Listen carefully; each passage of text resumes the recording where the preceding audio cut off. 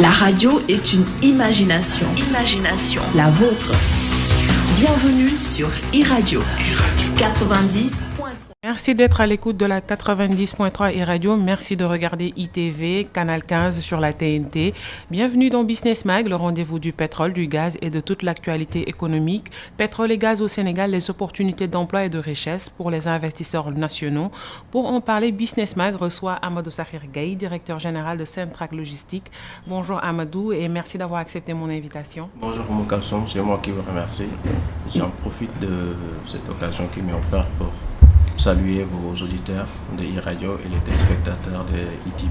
Voilà, parfait. Alors, on va démarrer avec l'actualité, la hausse tant annoncée du prix du carburant. La mesure va entrer en vigueur ce samedi à 18h. Une information donnée par le ministère du Pétrole et des Énergies via un communiqué. Contrairement à ce qui a été annoncé, on parlait de l'entrée en vigueur le 1er juillet. Nous allons d'ailleurs écouter Pape Alassane Dème, secrétaire permanent du Comité national des hydrocarbures sur la hausse du prix du carburant.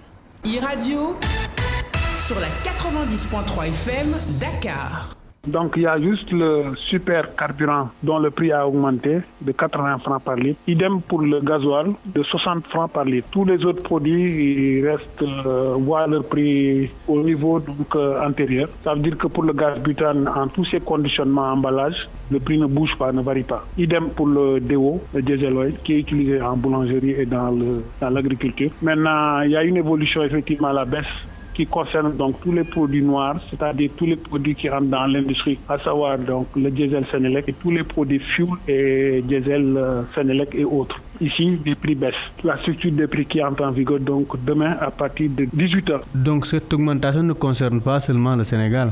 On est actuellement dans une période où certains pays effectivement ont connu des hausses depuis un bon moment. Nous aussi, on avait connu cette période de hausse de la fin 2016.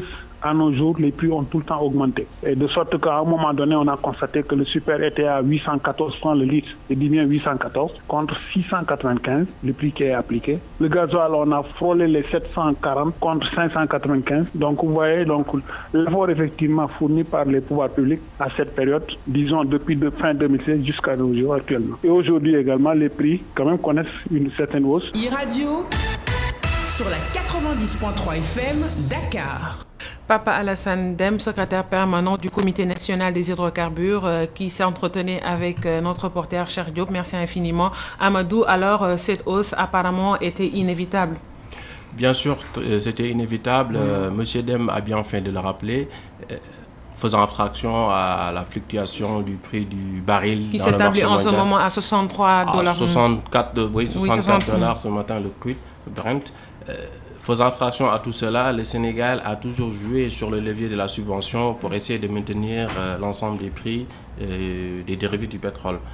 Arrivé à un moment, le Sénégal doit prendre ses responsabilités et essayer aujourd'hui de jouer sur les autres secteurs. Parce que la subvention du pétrole, inéluctablement, aura un impact sur les autres secteurs. Donc c'est pour cela que le Sénégal a décidé, en tout cas pour ce qui concerne le consommateur,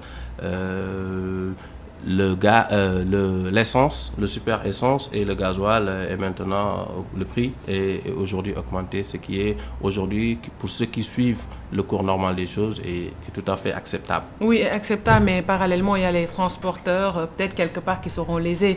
Parce que quand on parle de hausse de carburant et de gasoil, forcément, on peut s'attendre à une hausse aussi des prix du transport. En tout cas, c'est ce qui ressort du reportage fait par notre correspondant à Rufisque, Babacar Seck. Nous allons l'écouter et revenir aussi. iRadio sur la 90.3 FM Dakar. La hausse annoncée du prix de l'électricité est mal accueillie par les consommateurs à Rufisque. Pour Khadim Bey, le moment n'est pas opportun. En tant que consommateur, je ne suis pas d'accord. Je crois que le moment est mal choisi pour parler d'augmentation de carburant et d'électricité. L'État doit nous clarifier sur les pétroles et le gaz qu'on a vu au Sénégal. Parce que le président Macky Sall, actuellement, il est en train de dérouler son deuxième mandat. Les priorités sont ailleurs. Donc au lieu d'augmenter l'électricité, le moment est mal choisi. Les acteurs du transport voient une autre difficulté s'ajouter au problème selon Fallou trouvé à la gare routière de Bargny. Ce sera très dur pour nous. On s'attendait plutôt à une baisse du prix du carburant. Cette augmentation est très surprenante. Non seulement le transport ne marche pas, mais l'État l'a presque monopolisé. Si les prix annoncés se concrétisent, ce sera très dur. La hausse du prix du carburant aura un impact sur les tarifs du transport. Il paraît que 75 mais 75 francs si 1 litre de gasoil. Si 75 francs s'ajoutent sur le prix du litre, au tarif actuel, on ne s'en sortira pas. Il faudra s'attendre à une hausse du prix du transport. C'est la seule alternative.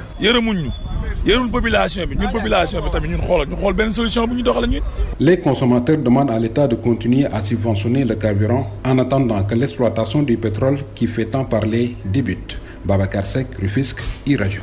Babacar Seck, à l'instant, merci infiniment. En attendant que l'exploitation du pétrole et du gaz débute, donc est-ce une solution peut-être pour éviter de pareilles situations, même si on sait que l'État avait l'obligation quand même d'appliquer la vérité des prix sur le carburant et le gasoil à la pompe? Oui, M. Dem l'a rappelé tout à l'heure dans son intervention. Le prix du baril du pétrole n'est pas aujourd'hui fixé par l'État du Sénégal. Effectivement. Donc, depuis 2016, cette augmentation, en tout cas sur le marché international, a été constatée.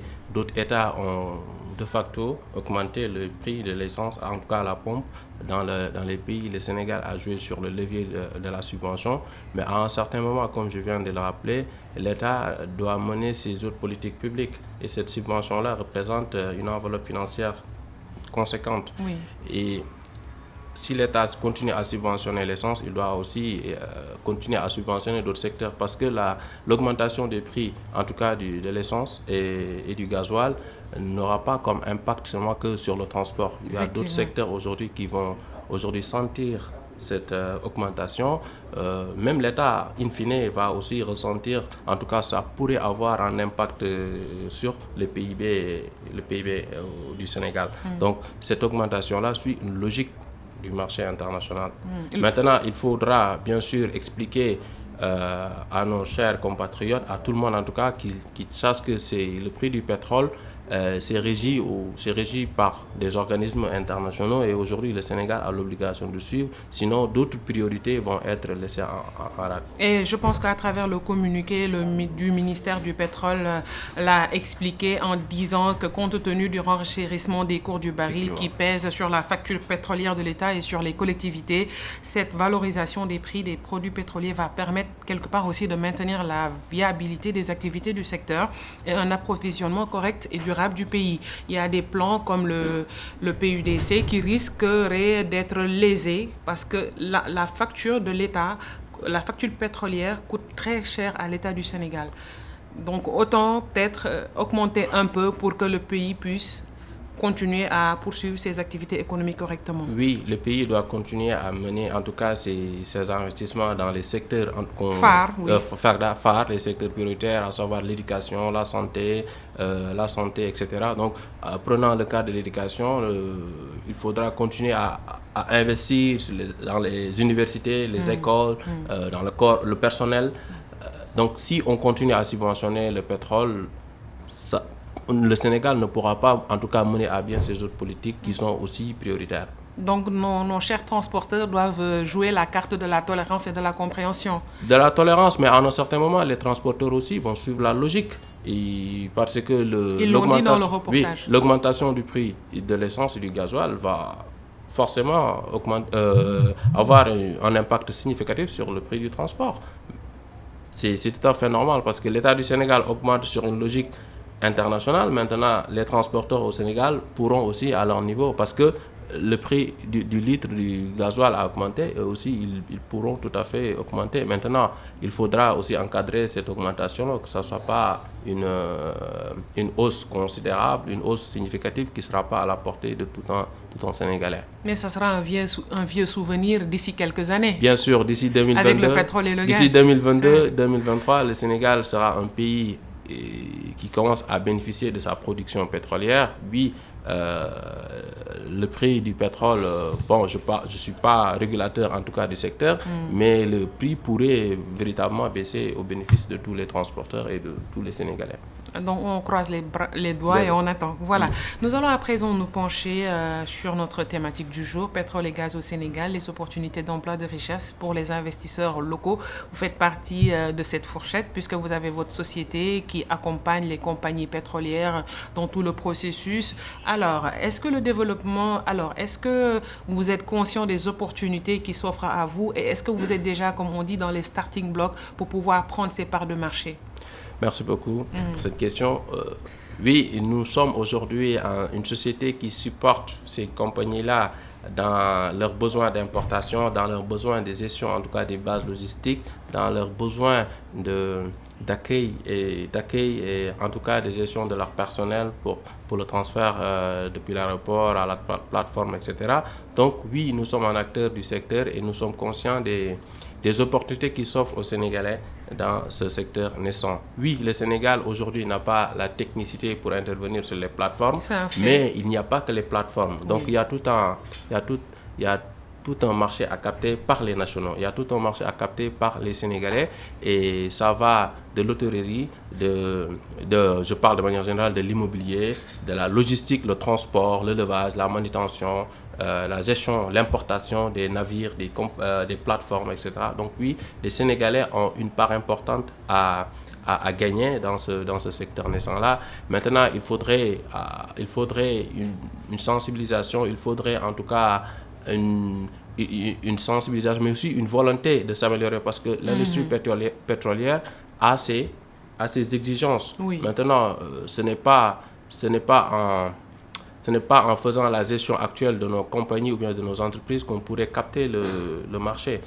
Les investisseurs, en tout cas du monde pétrolier, arrivent au Sénégal avec des exigences très élevées. Le Sénégal doit se mettre à niveau, les Sénégalais, en tout cas les compagnies sénégalaises doivent se mettre à niveau pour essayer de capter le maximum. À quoi faisant, déjà il y a la loi sur le contenu local qui a été adoptée, voilà, mais est-ce que vous, à votre niveau, déjà l'État a fait a joué sa partition, l'État va continuer à vous accompagner, c'est clair. Déjà, le 2 juillet, le ministre du Pétrole et des Énergies a convoqué tous les acteurs à Diamniadio pour parler des opportunités d'emploi et de parler du contenu local. Ça, c'est déjà bien. Mais vous, à votre niveau, comment êtes-vous organisé pour capter ces parts de marché? Parce que vous l'avez dit tantôt, les compagnies pétrolières, même pour attribuer un marché concernant la restauration, exigent de la part des compagnies, des investisseurs locaux, des normes, des standards à respecter. Bien sûr, aujourd'hui, quand nous parlons de la part des Sénégalais, en tout cas des nationaux dans l'industrie pétrolière, on parle souvent d'une subvention ou de qu'est-ce que l'État peut faire pour le Sénégal, mais aujourd'hui, les sociétés doivent être prêtes. Il ne s'agit pas simplement de bénéficier des avantages qu'offre l'État, mais aussi d'aller vers ces compagnies pétrolières qui sont aujourd'hui prêtes à accompagner les sociétés sénégalaises. Donc la loi sur le local content est très positive et aujourd'hui à saluer parce que elle va inciter les opérateurs à vouloir travailler avec des Sénégalais. Maintenant, cette loi aujourd'hui fait partie d'un cadre aujourd'hui juridique qui est en train d'être mis en place par l'État du Sénégal. Aujourd'hui, en tant que société locale, nous avons deux possibilités. Soit essayer de nous associer avec les sociétés internationales qui ont déjà eu l'expérience, parce que l'expérience est très importante. L'expérience et l'expertise, nous devons essayer de les acquérir auprès de ces compagnies qui ont déjà travaillé par le passé avec ces compagnies. Maintenant, développer et former nos employés, former nos compatriotes à pouvoir intervenir dans ce secteur. Et l'événement du 2 juillet à Diamniadio est aussi une autre vitrine qui permettra, bien sûr, à nos compatriotes de saisir davantage les opportunités d'emploi, mais aussi de comprendre quelles sont exactement quelles sont aujourd'hui les exigences à accomplir pour pouvoir intervenir dans ce secteur. Justement, on va s'arrêter un peu sur ces exigences. Quelles sont ces exigences? Oui. Aujourd'hui, il y a la transparence, il y a le respect des règles. Le respect des règles en matière de santé et sécurité au travail. Il y a aussi, et c'est très important, la compliance par rapport aux méthodes de paiement, en tout cas sur la lutte contre la corruption, la concussion, etc. Donc ce sont des règles aujourd'hui que les sociétés sénégalaises, et aujourd'hui la nécessité aussi de disposer d'un bilan, par exemple, Aujourd'hui, si vous êtes une société sénégalaise, vous devez disposer des bilans parce qu'aujourd'hui, il n'est pas facile d'être enregistré dans ces compagnies-là. Il y a tout un due diligence à effectuer avant d'être enregistré dans ces compagnies-là. Parce que ce sont des compagnies qui sont soumises à des règles les plus élevées dans le monde. On parle des majors qui sont soit des Britanniques, qui sont des Américains, qui sont soumis aujourd'hui à des exigences telles que le FCPA ou bien la ABC Act, qui sont aujourd'hui en matière, en tout cas de transparence et de lutte contre la corruption, les normes les plus élevées dans ce monde. Voilà, quand on parle aussi de pétrole, moi j'aimerais bien vous poser cette question. Est-ce que les quantités de pétrole et de gaz découvertes au Sénégal sont un remède pour l'épineux problème du chômage? Je vais aujourd'hui présenter d'abord le cadre pétrolier du Sénégal. Oui, vous savez, au Sénégal, nous parlons de... Oui, le Sénégal est un pays pétrolier. Le Sénégal aujourd'hui dispose de 280 000 km² de son bassin sédimentaire. Donc un bassin sédimentaire réparti en trois parties. Il y a la partie terrestre, la partie maritime offshore et la partie maritime profond, ultra profond. Donc ces parties-là, aujourd'hui, nous avons sur la partie en tout cas profonde, où nous avons la découverte du pétrole et du gaz. La découverte du pétrole à Joal, Esseni, par la compagnie Kern Energy, et au nord, le gaz par la compagnie Cosmos Energy. Donc, ces quantités découvertes aujourd'hui ne sont, si on les compare aujourd'hui en tout cas sur le plan international, cette quantité ne représente pas grand-chose. Maintenant, il y a tout un processus à suivre pour espérer que les prochaines découvertes puissent bénéficier aux Sénégalais, puissent être positifs. Les quantités découvertes aujourd'hui sur les SNI ne représentent, je viens de le dire tout à l'heure, que 50 jours de production pour un pays comme l'Arabie Saoudite. Donc, ce n'est pas aujourd'hui une quantité importante. Maintenant, il y a d'autres explorations en cours qui, quand elles seront positives, contribueront à placer le Sénégal dans la place des premières. Si on prend par exemple le gaz, la quantité découverte de gaz au Sénégal comparée à la quantité en tout cas qu'on dit être trouvée au Nigeria ne représente que 14% des réserves du Nigeria. Donc aujourd'hui, le Sénégal a du chemin à faire. Il y a des campagnes d'exploration qui doivent être menées par le futur, et celles-ci ont intérêt à être positives pour que le Sénégal puisse pleinement bénéficier, parce qu'il y a beaucoup de fantasmes, il y a beaucoup de passion en tout cas dans les débats, et on pense que le Sénégal aujourd'hui est immensément riche. Le Sénégal dispose de réserves inépuisables en pétrole et en gaz.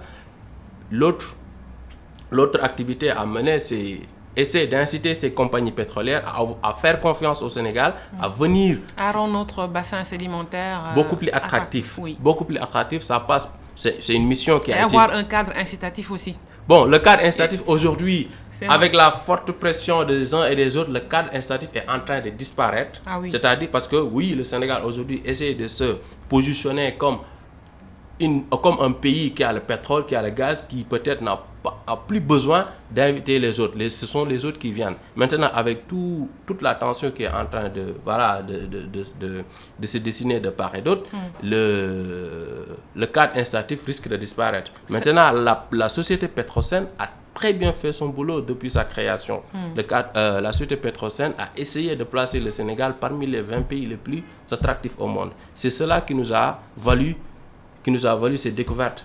Maintenant, aujourd'hui, avec la pression sur la corruption, en tout cas ce qu'on sous-entend, ce qu'on est en train de développer, en tout cas sur la place internationale, que le Sénégal, il y a de la corruption au Sénégal, etc. Ceci pourra avoir un impact négatif sur... Mais l'affaire suit son cours, une information judiciaire a été ouverte, les auditions sont en train de se faire... Est-ce que, en regardant le cours des choses, vous pensez que la lumière forcément sera faite et que cela n'aura pas d'impact pour le Sénégal sur le plan international, comme vous venez de le dire? En tout cas, nous avons deux canaux. Nous avons la justice qui est en train en train de faire son boulot et nous sommes aujourd'hui très confiants. Nous avons confiance à la justice sénégalaise et nous ne disons pas aussi qu'il y a corruption avérée. C'est juste une suspicion. Et nous savons tous le niveau d'exigence de ces compagnies pétrolières. Nous savons que ces compagnies pétrolières, avant de s'implanter dans un pays, mettent en place un dispositif d'enquête très poussé avant même d'investir $1 dans un pays. Aujourd'hui, quand une société qui fait partie des majors dans ce monde vient au Sénégal, c'est du sérieux. On doit considérer que c'est du très sérieux et il ne faut pas aujourd'hui mettre dans le dos de cette société-là des tentatives très, très, très, très malsaines. C'est pourquoi nous avons intérêt aujourd'hui à placer le Sénégal parmi les pays les plus attractifs. Ça passe par la promotion du bassin sédimentaire du Sénégal, qui est quand même prometteur. Je pense que sur ce point, un travail remarquable a été fait, quand même, il faut le reconnaître. Un travail très important a été fait par l'ensemble, en tout cas, des acteurs étatiques, que ce soit le ministère des Énergies, le ministère, en tout cas, via Petrosen. Nous avons des cadres institutionnels comme le Post-Pétrogaz au Sénégal. On a l'ITIE. Nous avons l'ITIE qui est un organe très important dans la transparence et dans l'éthique et dans la lutte contre la corruption. Il y a les lanceurs d'alerte indépendants. Il y a les lanceurs d'alerte, il y a la société civile, etc., qui jouent aujourd'hui leur rôle. Maintenant, il ne faut pas pousser, comme on le dit, il ne faut pas trop vite aller en besogne.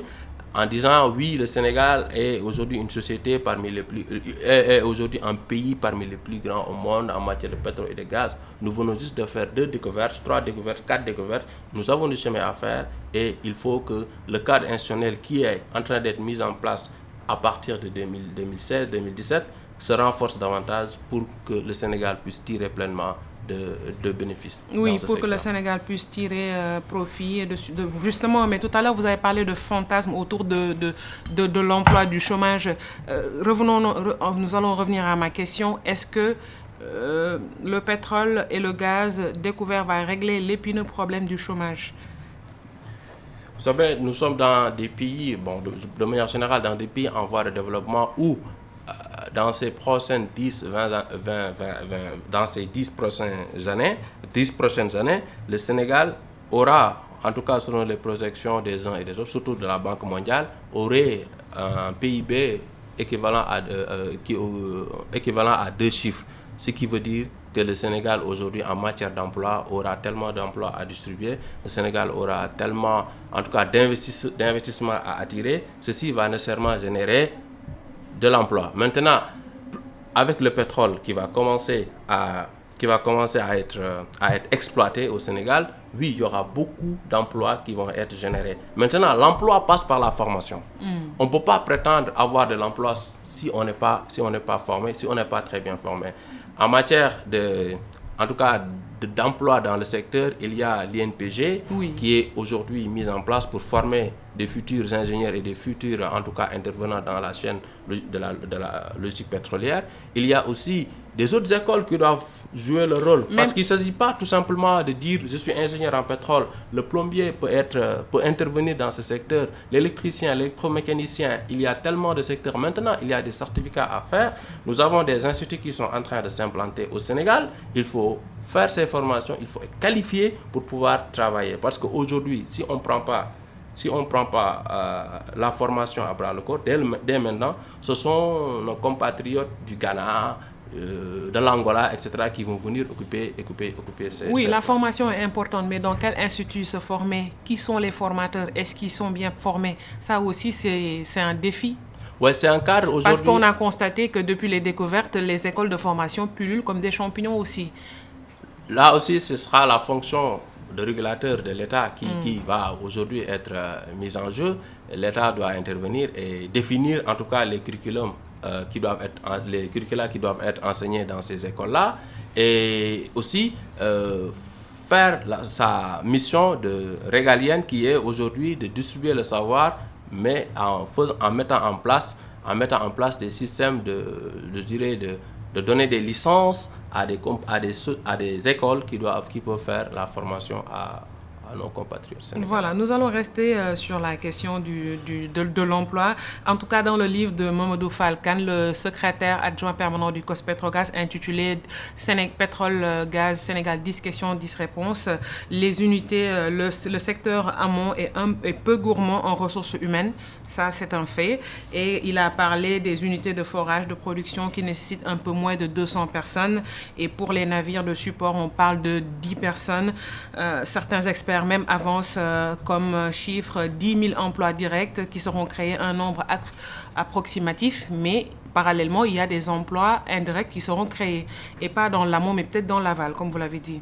Oui. Effectivement, dans ce livre, les questions du 10 questions, 10 réponses, nous constatons, oui, que dans la partie recherche, en tout cas, il n'y a pas beaucoup d'emplois à distribuer parce que tout simplement, le Sénégal aujourd'hui ne dispose pas de cette non seulement ne dispose pas de cette expertise, mais aussi en termes de recherche, nous n'avons pas besoin de 1000 personnes pour faire de la recherche de pétrole et de gaz. C'est pourquoi, oui, maintenant, dans la phase de développement, l'installation de l'infrastructure en mer, et aussi le transport du port jusqu'en mer, nous avons besoin de personnel et le Sénégal pourra générer, dépendamment maintenant des projets, on parle aujourd'hui de 2 projets en phase de développement.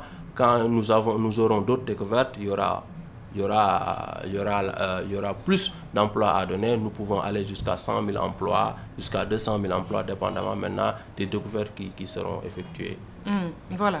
Je rappelle que vous écoutez et vous regardez Business Mag, le rendez-vous du pétrole, du gaz et de toute l'actualité économique d'ici et d'ailleurs. Notre invité du jour, Amadou Sakhir Gaye, directeur général de Centrac Logistique. Voilà, les investisseurs et hommes d'affaires sénégalais sont là. Il y a des compagnies pétrolières. Encore une fois, vous êtes dans la fourchette. Est-ce que vous avez commencé à cibler des parts de marché, aller vers les jeunes, peut-être à aller vers eux et essayer de les attirer pour qu'ils puissent peut-être travailler dans vos structures? Déjà, nous, en tout cas, en ce qui nous concerne, comme une société de prestation de services pour ces compagnies-là, en tout cas, nous avons un programme en ce qui nous concerne de formation parce qu'il s'agit déjà d'un régime particulier pour ces compagnies. Nous sommes en train, de prendre des Sénégalais qui sont en train d'être formés en ce qui concerne le cadre douanier, par exemple, pour ce qui est du transit. Dans le cadre maritime, pour ce qui est de la consignation des navires, etc., nous prenons des étudiants, nous prenons des élèves qui sont sortis de l'école, d'autres qui sont dans d'autres sociétés, qui s'intéressent dans l'activité pétrolière parce qu'ils savent que c'est un porteur d'emploi demain. Nous sommes en train de les offrir des opportunités de stage, des opportunités d'emploi, parce que ça dépend, à partir de 2022, l'activité va monter crescendo. Les ressources humaines disponibles, qualifiées, seront employées de facto. Est-ce que l'approche a été facile pour vous? Quand je dis vous, je parle des compagnies, des investisseurs nationaux. Est-ce que l'approche a été facile d'aller vers les compagnies majeures pour décrocher les marchés? Le process, expliquez-nous un peu comment ça s'est passé. Aujourd'hui, le process, ça part parce que les compagnies qui viennent au Sénégal, ils viennent en prospection d'abord. En 2-3 ans avant leur implémentation au Sénégal, ils viennent dans les foires, dans les salons, dans les sommets pour voir quelles sont les compagnies qui peuvent intervenir dans le secteur. Il y a 2 volets qui les intéressent. C'est l'envie de la société à aller de l'avant, à s'intégrer dans le secteur, mais aussi sa volonté d'évoluer dans la transparence. Donc, si ces 2 volets sont dûment remplis, ces compagnies en général sont prêtes à vous accompagner et à vous mettre à niveau. Maintenant, il faudrait avoir le minimum de connaissances dans le secteur, c'est-à-dire comprendre le cadre législatif sénégalais en ce qui concerne la douane, par exemple, pour le matériel à importer, et le cadre législatif de manière générale pour ce pays-là, parce que c'est des compagnies qui sont très exigeantes en matière législative. Quel est le droit dans ce pays? Qu'est-ce qu'il faut faire? Qu'est-ce qu'il ne faut pas faire? Si vous n'êtes pas en mesure de les assister, d'apporter de la valeur ajoutée localement, vous ne pouvez pas travailler avec ces compagnies. Parce que ce sont des compagnies qui viennent s'installer, qui ont besoin de comprendre la sociologie, qui ont besoin de comprendre le droit sénégalais. Si vous les accompagnez dans ce sens, pour travailler avec eux. Est-ce qu'aujourd'hui, vous êtes autour d'une organisation, peut-être d'un mouvement, d'une organisation de société, de prestations de services dans le cadre du secteur privé? Parce que, comme on dit, l'union fait la force.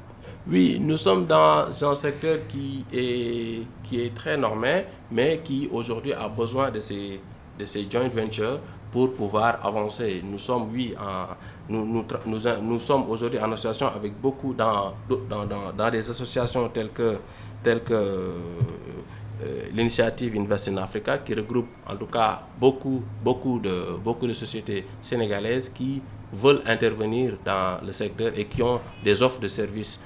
Donc c'est une initiative qui a été mise en place et qui aujourd'hui est en train d'organiser le secteur. Et nous invitons nos compatriotes et en tout cas entrepreneurs à aller visiter cette initiative Invest in Africa pour pouvoir prendre les parts de marché, être au courant de ce qui se passe et de ce qui se fait.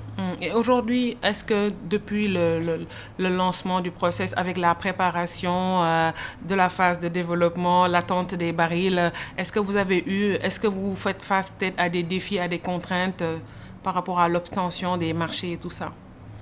Aujourd'hui, le système est très transparent en matière parce que les compagnies pétrolières procèdent en appel d'offres. Oui. Donc, c'est des appels d'offres ouverts, c'est des appels d'offres... C'est important de le dire. Hein. Ouais. Avant les appels d'offres, il y a ce qu'on appelle la préqualification. Il faut d'abord auditer la compagnie. C'est quelle compagnie, c'est qui l'actionnaire, etc. Donc, quels sont les acteurs qui interviennent lors de l'audit de ces comptes? Oui. La préqualification, c'est...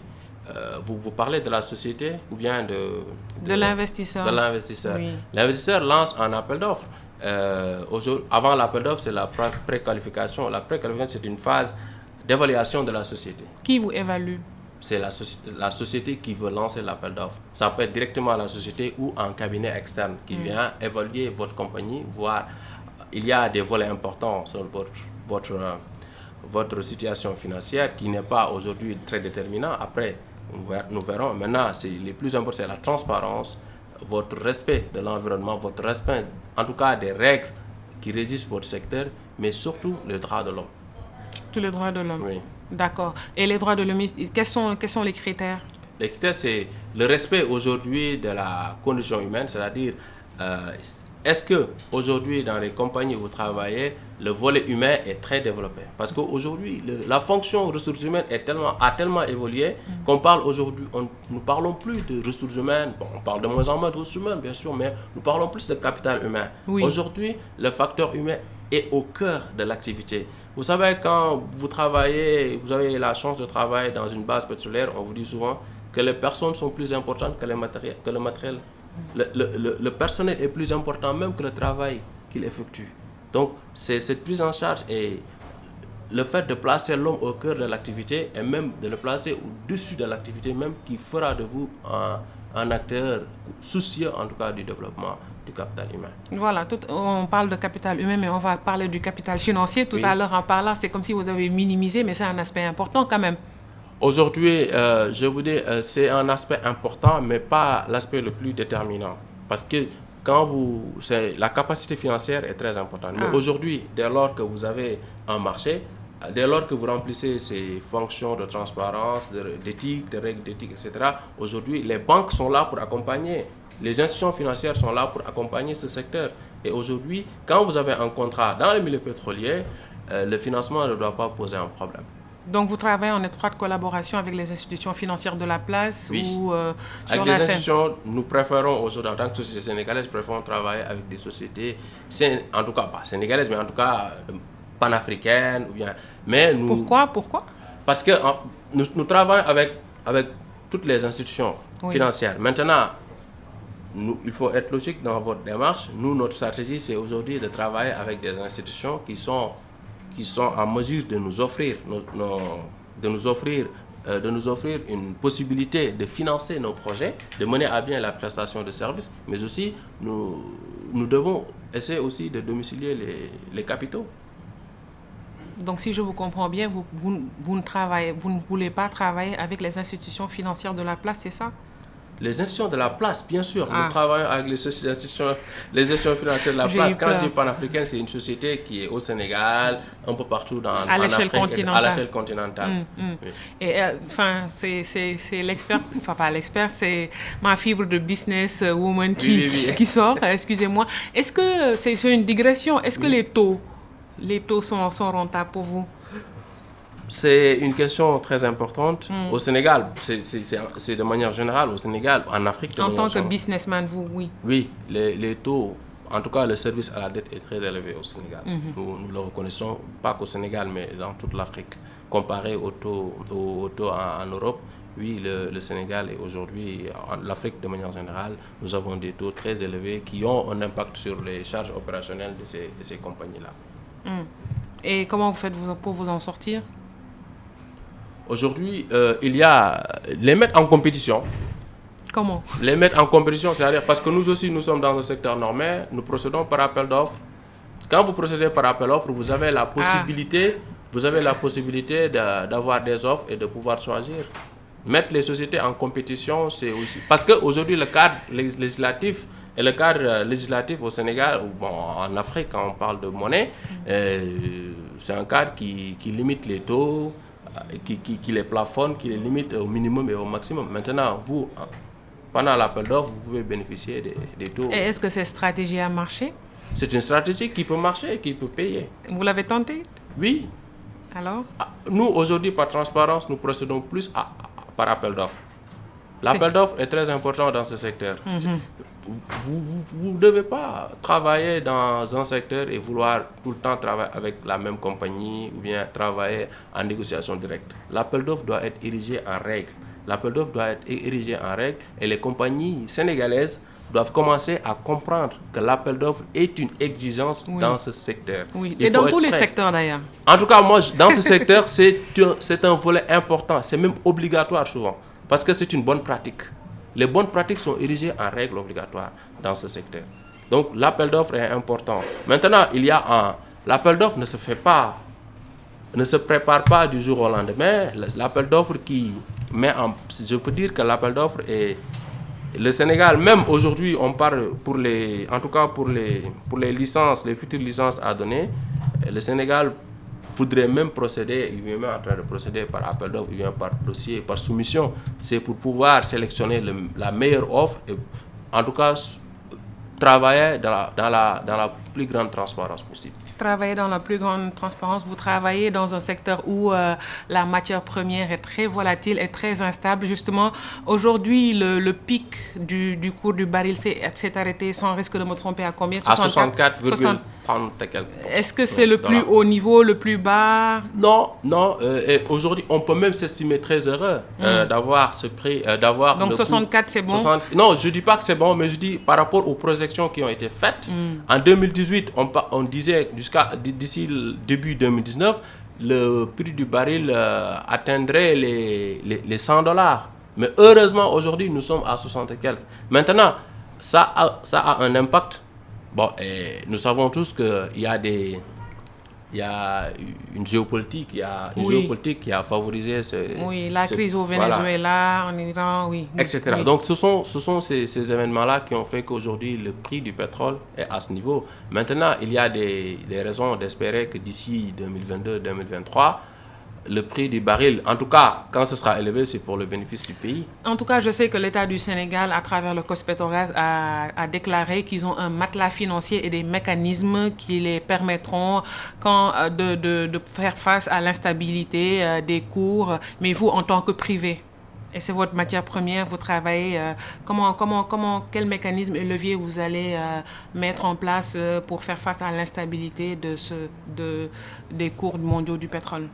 Nous, en tant que société, ça n'aura pas... En tout cas, d'une manière générale, acteurs du secteur, parce qu'il y a les importateurs. D'une manière générale, il faut savoir que quand le prix du baril est élevé, en tout cas, les opérateurs, comme on dit, l'investissement, en tout cas, pour pouvoir faire des recherches et des développements, se raréfie un peu. Maintenant, quand le prix du baril est à un niveau bas, l'offre de services devient abordable. Les sociétés doivent travailler avec un coût pour pouvoir subvenir. Maintenant, c'est ce qui fait que si vous voyez bien, à partir de 2012 jusqu'en 2016, au Sénégal, on a eu beaucoup de phases de recherche. C'est ça qui fait que quand le baril est à un niveau bas, les opérateurs ont tendance à investir. Parce qu'après, le baril va connaître un pic. Et ces pics-là, aujourd'hui, vont engendrer beaucoup de bénéfices pour ces opérateurs quand ils vendront ces produits. Voilà, experts aguerris du secteur. Aujourd'hui, nous avons un pic de $64. Une petite prévision, c'est vrai que c'est une ressource très volatile et instable, mais on peut s'attendre à quel pic peut-être d'ici le début de la semaine. Le début de la semaine, bon, c'est quand même un court terme, mais nous savons tous, bon, nous pouvons aller jusqu'à 70. 70. Et ce serait une aubaine ou l'effet inverse pour vous et pour l'État Aujourd'hui, vu notre statut, nous ne sommes pas producteurs, ce n'est pas une bonne chose pour le Sénégal. Forcément. Oui. Et voilà, c'est ce qui justifie un peu quelque part la hausse, l'application de la vérité des prix sur les hydrocarbures. Exactement. Donc, maintenant, d'ici 2022, c'est vrai que toute hausse du prix du baril ne fera que du bien au pays. Bien pour le Sénégal. Mais encore une fois, faut savoir que le pic aussi peut être à la baisse. Peut être à la baisse, oui. Parce que ça suit des logiques. Quand la production est abondante, par exemple, le prix baisse. Maintenant, quand il y a la tension, quand certains pays ne parviennent plus à produire, parce qu'il faut savoir que dans ce monde, nous avons besoin de 100 millions de barils par jour. D'accord ? Donc, c'est quand même une production importante par jour. Et là, on dit que nous avons en tout cas des réserves dans le monde qui peuvent survenir pour 50 ans. Donc, et avec les découvertes qui vont venir, le niveau de production requis, en tout cas par les pays qui sont en train de se développer, et le Sénégal aura sa place à jouer. Maintenant, il y a une autre question qui devrait être, malheureusement, qui n'est pas assez débattue. Et nous savons que l'État, en tout cas, et les autres acteurs du secteur sont en train d'avancer là-dessus. Il ne suffit pas tout simplement de produire du pétrole, il suffit aussi de transformer ce produit et de pouvoir en vendre les produits finis. Nous avons toute une industrie de pétrochimie qui est derrière. Oui. Le Sénégal doit se préparer. Il y a la SAR qui est déjà... Il y a la SAR qui est en train de faire une extension de sa capacité de production qui sera entre 1 à 2 millions de barils, 2 millions de tonnes par année, ce qui est parce que le besoin du Sénégal se chiffre entre 1,5 par an. Et le Sénégal aura même de l'essence ou du gasoil à vendre dans le pays. Donc maintenant, moi, je suis... On aura aussi un mix. On va passer à une transition énergétique. La Sénélec va passer au tout gaz. On sait que c'est une énergie propre. Oui. Gas to power. Voilà. Le gas to power, c'est aussi un autre levier que la Sénélec a. Un projet ambitieux et bénéfique pour le Sénégal. Très bénéfique pour le Sénégal. Il faut le dire. Parce que le Sénégal doit être un acteur majeur en Afrique de l'Ouest. En tout cas, le ministre a dit que nous aurons la meilleure énergie dans le monde. C'est très positif. Maintenant, qu'est-ce que nous en ferons si aujourd'hui le Sénégal commence à produire le mix énergétique, parce qu'il y a beaucoup de projets qui sont en cours, le Sénégal pourra bien sûr pouvoir vendre je dirais, de l'énergie en Afrique de l'Ouest. Je parle de la Gambie, peut-être le Mali, la Mauritanie, peut-être pas, la Guinée, etc. Donc oui, le Sénégal pourra en vendre. Maintenant, moi, je suis même allé jusqu'à dire que le Sénégal pourrait même avoir une autre usine de raffinage vers Kaolack ou vers... Pourquoi pas? Pour pouvoir vendre du pétrole raffiné dans ces pays de la Mauritanie, du Mali, la Guinée, la Gambie. Parce que le Sénégal pourra avoir un excédent et pourrait vendre à ces excédent, oui. Aujourd'hui, regardons la concession dans le port, etc. Si on arrivait à pouvoir vendre le pétrole à partir de Kaolack, avec un terminal. Avec un terminal là-bas, ça pourrait peut-être décongestionner le port de Dakar. Et nos infrastructures seraient moins dégradées parce que les camions qui viennent du Mali usent nos routes. Je fais canosser et vous chargez de faire le reste. Voilà, super. Donc, on est à 6 minutes du journal. Donc, je dois rendre l'antenne à 55. Business Mag, on garde toujours le meilleur pour la fin. Le quiz, je vous en avais parlé en off. Oui. Vous êtes prêts? Vous avez l'air sceptique. Non, c'est rien. Surpris, mais non, bon. mais c'est un petit quiz. C'est une rubrique instructive et ludique en même temps pour sortir un peu du cadre assez sérieux. Voilà. Vous êtes prêts? Allez, allons-y. Merci. Première question. Le nom de l'actuel ministre du pétrole et des énergies du Sénégal. Ça, c'est une question cadeau. Monsieur Cissé. Non, c'est Monsieur Cissé. Monsieur Mamadou Makhtar Cissé. Super. Il remplace qui à ce poste? Il remplace Monsieur Eliman Kane. Mansour Eliman Kane. 2. Super. 3. Le sigle GTA. Great Tortue Arménienne. Yes, Grand Tortue Arménienne. Oui. D'accord. Le pays africain qui détient les plus importantes réserves de pétrole. Le Nigeria. On parle de l'Angola. Les données ont changé. Hein? Bon, c'est relatif. C'est un débat, on pourra... Ok. Enfin, citez 3 pays membres de l'OPEP. 3 pays, bon, je vais prendre l'Arabie Saoudite, le Venezuela, l'Irak. Pourquoi vous n'avez pas cité assez de pays de l'Afrique? Bon, la Libye, l'Algérie, faut être panafricain, si vous voulez, etc. Voilà, bon, vous voulez en fait citer les membres fondateurs un peu. Bon, il y a 5 pays fondateurs. Il faut avoir une casquette de panafricain. Mais oui, il y a la Libye, il y a l'Algérie, il y a le Nigeria, il y a l'Angola. Non, mais j'étais juste une petite pique. C'est pas maintenant, bon, il faut savoir aussi que l'OPEP n'est pas... L'OPEP aujourd'hui ne fait que 30% de la production mondiale. Et quelle est l'autre appellation du pétrole? Ah, ça c'est une question. L'or noir. Ah, super. Ben, bravo Amadou Sakhir Gaye. Vous avez fait du 5 sur 5, non, on va dire du 4 sur 5 parce que la question sur les réserves... C'est un autre débat. En tout cas, merci Amadou Sakhir Gaye. Vous êtes le directeur général de Centrac Logistique. Merci d'avoir accepté mon invitation. Pera Sagna, Aminata Ndong était à la réalisation. Ousseynou Ndiaye, Khadija Loum était à la partie technique. Dans un instant, la grande édition de 12h, le Midi 15 sur iRadio. Je vous laisse dire un dernier mot. Oui, merci beaucoup déjà pour cette invitation. Vous nous avez donné l'opportunité, en tout cas aux Sénégalais, de pouvoir donner leur avis dans ce secteur naissant.